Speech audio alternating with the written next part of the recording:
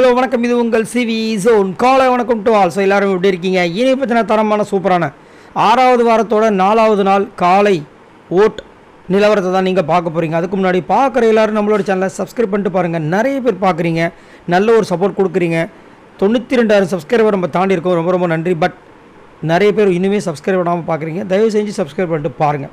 இப்போ வாங்க அந்த வீடியோக்குள்ளே போகலாம். சப்போஸ் பிடிச்சதுன்னா மறக்காமல் லைக் பண்ணுங்கள். இப்போ நேற்று பார்த்தீங்கன்னா நிறைய சம்பவங்கள் நடந்துச்சு. அதுலேயும் குறிப்பாக பார்த்தீங்கன்னா பிக் பாஸ் டென்ஷன் ஆகிட்டு அவரே வந்துட்டு நான் வேணால் டாஸ்க் விளையாடட்டுமா அப்படின்னு பிக் பாஸ் ஹிஸ்ட்ரியிலேயே இந்த மாதிரி கேட்டதே கிடையாது. ஏன்னா நான் உங்களை கேம் விளையாடுங்கன்னு அனுப்பிச்சி விட்டேன். நீங்கள் கேம் விளையாடுறத விட உங்களுக்குள்ளேயே விளையாண்டுக்கிறீங்க. கோவத்தில் சண்டையில் கூச்சல் போட்டு அந்த ஒரு கண்டென்ட் எங்களால் வெளியே மக்களுக்கு கொடுக்க முடியல. நான் வேணால் உங்களுக்காக விளையாடட்டுமா அப்படின்ற மாதிரி ஒரு விஷயத்த பண்ணார். அப்படி பண்ணியும் ஒரு சில பேர் கை தூக்குறாங்க, வந்துருங்க என் கூட விளையாடுறதுக்குன்னு. இதெல்லாம் எங்கே போய் முட்டிக்கிறதுன்னு தெரியல. இதை பற்றி உங்களோட கருத்தை சொல்லுங்கள்.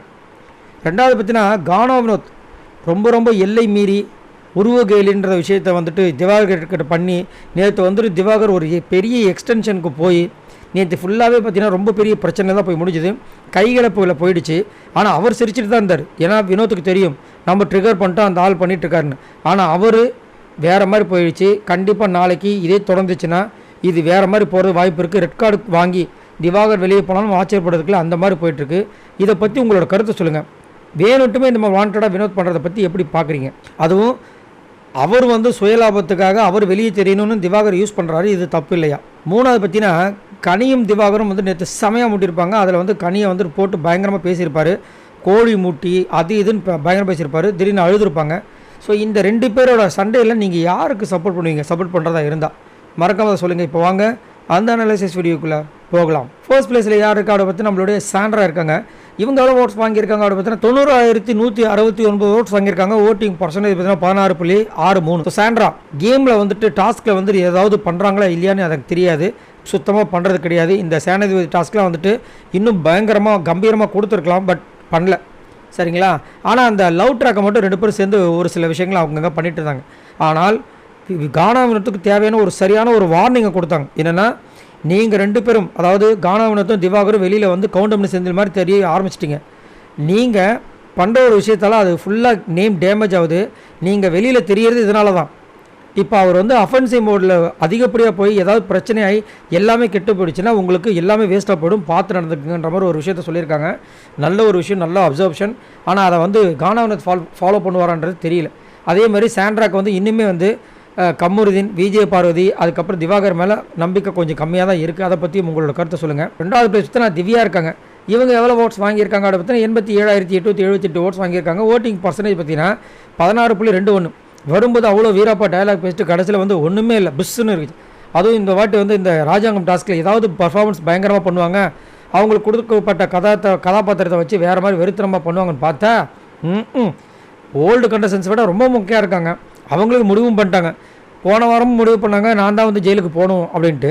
இந்த வாரம் அவங்களே சொல்லிட்டாங்க என்னை ஜெயிலுக்கு தான் போடுவாங்க, ஆனால் தயவு செஞ்சு என் கூட திவாகர் மட்டும் போட்டுறாதீங்கன்றாங்க. ஏம்மா இதுக்காக இந்த CSN 9க்கு வந்தீங்க?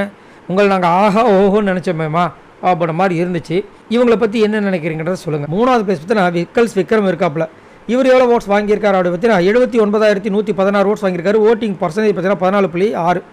விக்ரம் மேலே எனக்கு செம்ம கோவம். உங்களுக்கு மட்டுமா கோவம்? எங்களுக்கும் தான் கோவன்றீங்களா? ரைட்டு. என்னென்னா, இன்றைக்கி கானா வினோத் அவ்வளோ விஷயங்கள் கலாய்ச்சி பேசிக்கிட்டே இருக்கார், பாடிட்டே இருக்கார், ஏதாவது பண்ணிகிட்டே இருக்கார். அந்த பக்கம் திவாகர் டென்ஷன் ஆகிட்டு இருக்காரு. ஒரு அரசராக அந்த கானா வினோத்தை கண்டிக்காமல் விட்டது ரொம்ப பெரிய தப்பு. இதை விஜய் சேதுபதி அவர்கள் கண்டிப்பாக கேட்பார் அப்படின்னு நான் நம்புகிறேன். அது மட்டும் இல்லாமல் லாஸ்ட்டாக சாண்டா சொல்லிட்டு போனதுக்கப்புறமா இந்த அட்வைஸ்லாம் கானா வினோத்தை சொல்லிட்டு போனதுக்கப்புறமா இவர் சொல்கிறாரு, விடுங்க இன்னைக்கு ஃபுல்லாக வச்சு செஞ்சுட்டல, நாளைக்கு ஒரு நாள் கேப் விடுங்க, அடுத்த நாள் லாஸ்ட்டாக வச்சு செஞ்சிடலான்றாரு. என்னையா அது?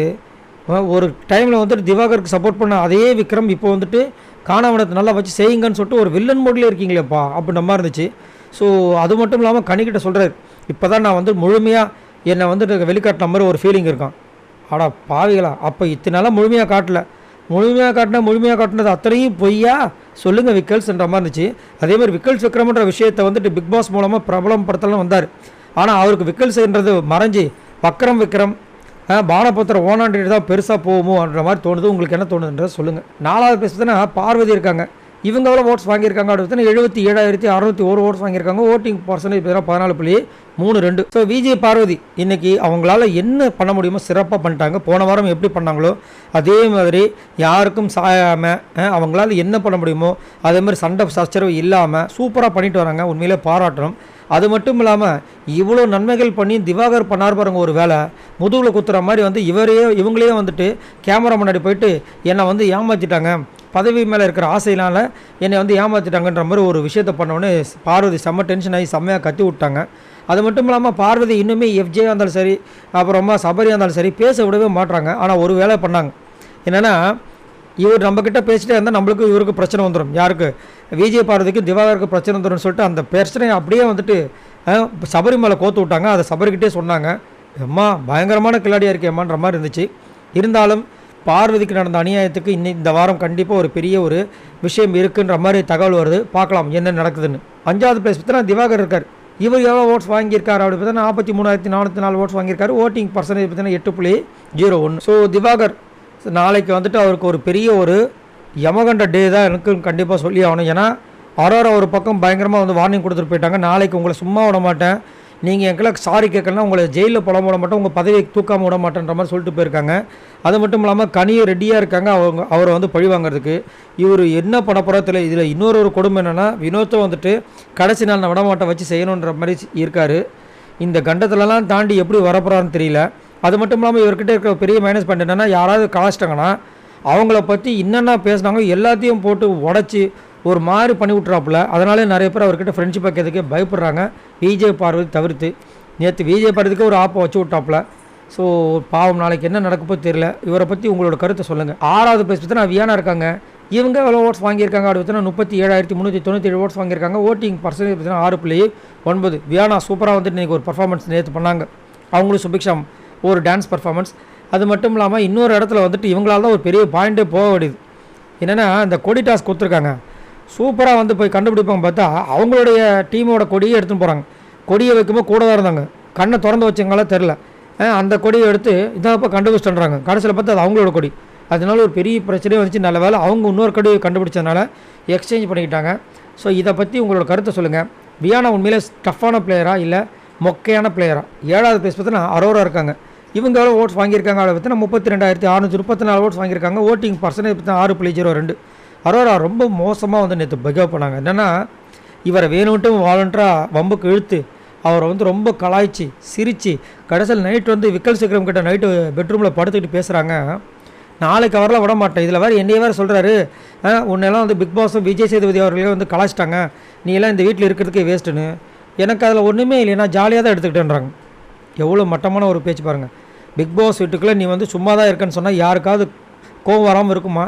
ஆனால் இவங்களுக்கு வருது, கோவம் இல்லாமல் இருக்காங்க. ஏன் அப்படின்னா அவங்களுக்கு ஒன்றுமே கிடையாது. ஏன்னா அவங்க எதுவுமே பண்ணலை. அவங்க தான் சொல்லிட்டாங்களே ஆல்ரெடி, இந்த சனிக்கிழமை நான் கடந்துட்டேன்னா எனக்கு அடுத்த வாரம் பேமெண்ட்டு, நான் எதுக்கு அங்கே ஒர்க் அவுட் பண்ணோம், ஒரு வாரம் நீங்கள் வச்சா எனக்கு காசு கொடுங்க, வைக்கலன்னா நான் வெளியே போய் நான் சம்பாரிச்சிக்க போகிறேன்ற மாதிரி வந்துட்டு ஒரு மெத்தனை போக்கை வந்து பண்ணிகிட்ருக்காங்க. நாளைக்கு வேறு விடமாட்டேன்னு வேறு சவால் விட்டுருக்காங்க. என்ன நடக்க போகுதுன்னு தெரியல. ஆனால் அப்பா ரொம்ப மோசம். 8வது பிளேஸ் பார்த்தீங்கன்னா கனி இருக்காங்க. இவங்க எவ்வளோ ஓட்ஸ் வாங்கியிருக்காங்க அப்படி பார்த்தீங்கன்னா 32,158 ஓட்ஸ் வாங்கியிருக்காங்க. ஓட்டிங் பர்சன்டேஜ் பார்த்தீங்கன்னா 5.93. ஸோ கனி நேற்று வந்து செம்ம டென்ஷனாகி கத்தி ஃபர்ஸ்ட் டைம் எனக்கு தெரிஞ்சு இந்த மாதிரி ஆக்ரோஷமாக கத்துறாங்கன்னு நினைக்கிறேன். அதேமாதிரி ஃபர்ஸ்ட் டைம் அழுதாங்க, பயங்கரமாக அழுதாங்க. என்னென்னா நான் வந்து கால் வலிக்க உங்களுக்காக தோசை சுட்டு கொடுத்தா நீங்கள் என்னையே இப்படி சொல்லிட்டீங்கல்ல அப்படின்ற மாதிரி ரொம்ப வருத்தப்பட்டாங்க. இன்னொரு இடத்துல வந்துட்டு வேறு இவ்வளோ தூரம் உங்களுக்கு சமைச்சு போட்டு என்னையவே நீங்கள் இப்படி பேசுகிறீங்களான்ற மாதிரி வேறு பாசத்தில் லாக் பண்ணுறாங்க. இதனால தான் நிறைய பேர் என்ன சொல்கிறாங்கன்னா, அவங்க சோறு போடுறன்ற ஒரு விஷயத்தை வந்து பிரம்மாஸ்திரமாக யூஸ் பண்ணி அவங்க வந்து நிறைய பேரை கட்டுக்குள்ளே வச்சுக்கிறாங்க, எமோஷ்னலாக பிளாக்மெயில் பண்ணுறாங்கன்ற மாதிரி சொல்கிறாங்க. உங்களோட கருத்தை சொல்லுங்கள். எனக்கு தெரிஞ்ச இந்த வாரம் அவங்க போவாங்கன்னு பார்த்தா கொஞ்சம் ஓட்டு வாங்கி மேலே வந்துட்டாங்க. 9வது பிளேஸ் பார்த்தீங்கன்னா ரம்யா வந்திருக்காங்க. என்னங்க ரம்யா சொல்கிறீங்க அப்படி கேட்டிங்கன்னா வந்துட்டாங்க. இவங்க எவ்வளோ ஓட்ஸ் வாங்கியிருக்காங்க அப்படி பார்த்தீங்கன்னா 31,179 ஓட்ஸ் வாங்கியிருக்காங்க. ஓட்டிங் பர்சன்டேஜ் பார்த்தீங்கன்னா 5.75. இந்த வாரம் கண்டிப்பாக ரம்யா போயிடுவாங்கன்ற மாதிரி நிறைய எதிர்பார்ப்பு இருந்தாலும் தகவல் என்ன வருதுன்னா ரம்யா இந்த வாரமும் போக மாட்டாங்கன்ற மாதிரி ஒரு தகவல் வருது. அதனால தான் ஓட்டு திடீர்னு இன்க்ரீஸ் ஆகுது. சரிங்களா? அது மட்டும் இல்லாமல் ரம்யா அப்பப்போ பார்த்தீங்கன்னா ஒரு சில அட்டகாசம் பண்ணுறது தாங்க முடியல. இதில் என்ன பியூட்டினா சாண்ட்ராவும் பிரஜனும் எவ்வளோ பயங்கரமாக பேசிகிட்டு இருந்தாங்க. அவங்களே வந்துட்டு நேற்று அவங்க வராங்க, விஷப்பட்டல் ஒரு சைலண்டாக இருன்றாங்க. ஸோ பதறாங்க ரம்யா பண்ணுற வேலைகளை. அதேமாதிரி ஒரு இடத்துல திவாகர் வந்துட்டு நார்மலாக சொல்கிறாரு, கிச்சனுக்குள்ளே யாருமே வர வேண்டாம், கிச்சன் நாட்களை தவிர்த்து அப்படின்னா உடனே சண்டைக்கு வராங்க. என்ன தான் நீங்கள் சொல்கிறீங்க, என்ன தான் சொல்கிறீங்கன்னு. எஃப்ஜேக்கு பிடிக்கலாம் பார்த்துக்குங்களேன். லாஸ்ட்டாக பார்த்தீங்கன்னா சுபிக்ஷா இருக்காங்க, இவங்க எவ்வளோ ஓட்ஸ் வாங்கியிருக்காங்க அப்படி பார்த்தீங்கன்னா 30,509 ஓட்ஸ் வாங்கியிருக்காங்க. ஓட்டிங் பர்சன்டேஜ் பார்த்தீங்கன்னா 5.63. ஸோ சுபிக்ஷா இன்றைக்கி பார்த்தீங்கன்னா அந்த பீட் பாக்ஸ் ஒரு சில விஷயங்கள்லாம் ஓரளவுக்கு நல்லா பண்ணாங்க. மற்றபடி அவங்க விட்டு வேறு எந்த சரக்குமே இல்லை. ஒரு சில விஷயங்கள்லாம் பண்ண போகிறோன்னு சொல்லிட்டு வாய் வார்த்தை மட்டுமே வாயில் வடை சுட்டாங்களே தவிர மற்றதெல்லாம் எதுவும் சுடலை. ஸோ கண்டிப்பாக இந்த வாரம் இவங்களுக்கு ஊன்ற மாதிரி தான் இருக்குது. ஸோ இவங்க எல்லோரும் மொத்தம் வாங்கின ஓட்ஸ் இது வரைக்கும் பார்த்தீங்கன்னா 5,42,045 ஓட்ஸ் வாங்கியிருக்காங்க. ஸோ இந்த வாரம் யார் வெளியே போகணுன்னு நினைக்கிறீங்க? அது மட்டும் இல்லாமல் இந்த வீடியோவுக்கு மறக்காமல் லைக் தட்டி விடுங்க. இந்த மாதிரி நிறைய வீடியோஸ் உங்களுக்காக காத்துட்ருக்கு. மறக்காமல் சப்ஸ்கிரைப் பண்ணிட்டு பாருங்கள். பாய் நண்பர்களே.